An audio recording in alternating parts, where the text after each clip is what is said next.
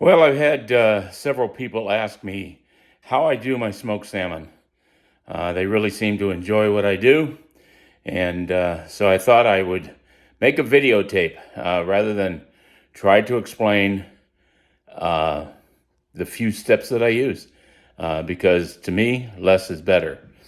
So I start off with very simple ingredients: light brown sugar. You can use dark brown sugar if you want to. Pickling and canning salt, and I have mine in a shaker that Becca picked up for me, and it really makes things a lot easier. And then I cut the fish to whatever size I want to smoke them in. So you'll see there's a couple different sizes in there, and that's what I start with. So the first step is I take the fish and I just layer it in the bottom of whatever container I'm going to brine it in. And you'll notice that I do not have a liquid brine. Everything goes in there without the brine being present. Once I get a layer of fish in there, I take the salt and just a light dusting of salt on each piece.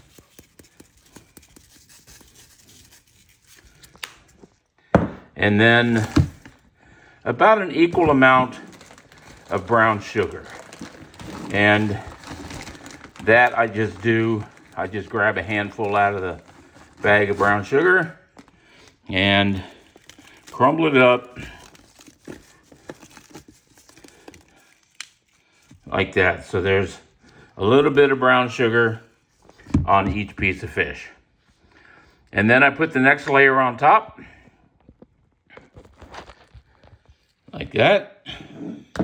And then I just repeat the process. A little bit of salt.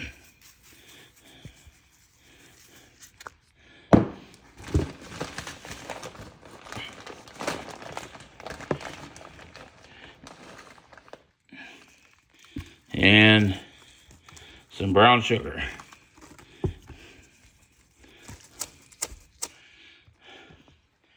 And like I say, I just keep doing that until the container is as full as I want it. I don't take it to the very top because you're going to want to be able to get in there and mix things up later on. Another level. When I get to the last layer, I put down a heavier coating of brown sugar because the last layer I'm going to salt it, and then I'm going to flip it over so that the skin side is up, where all the rest of these, the skin side is down. And if you take a look, this has just been doing this for a few minutes. You can already see in the bottom, it's starting to make some brine. So it doesn't take long for this to start working. So now that I've salted this layer, I'm going to flip it over, skin side up, and it'll be picking up the heavy layer of brown sugar that I put on the layer before it.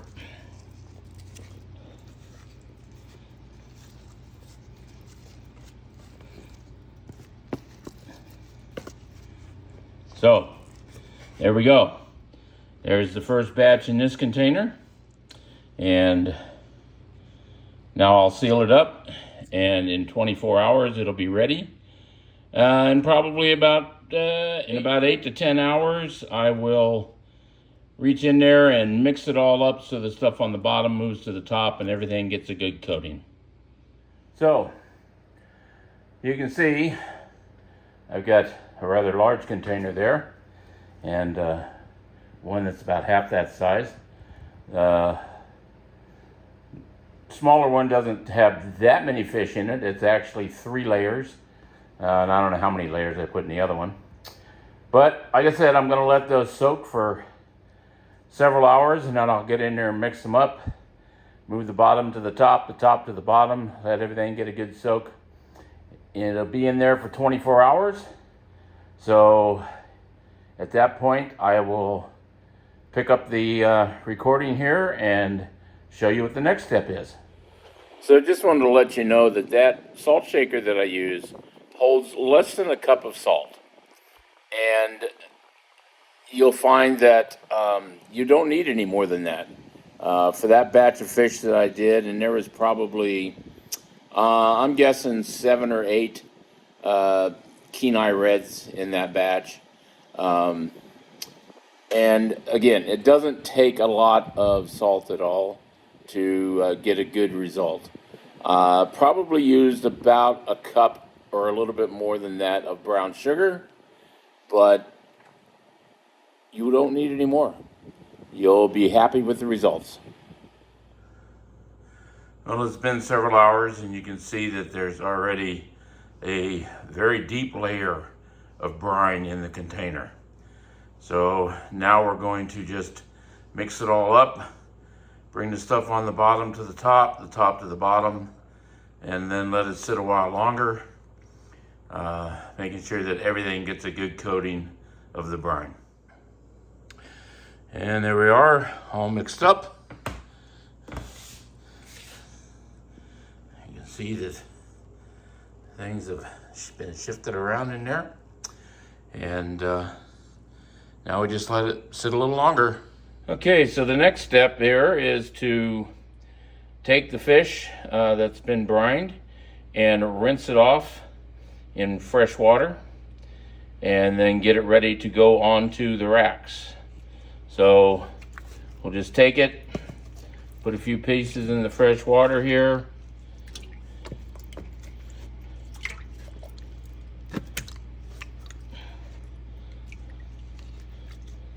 Try and do this, keep dripping it all over me. And just rinse it off, put it into another container, and once we get it all done, we'll go in and put it on the racks.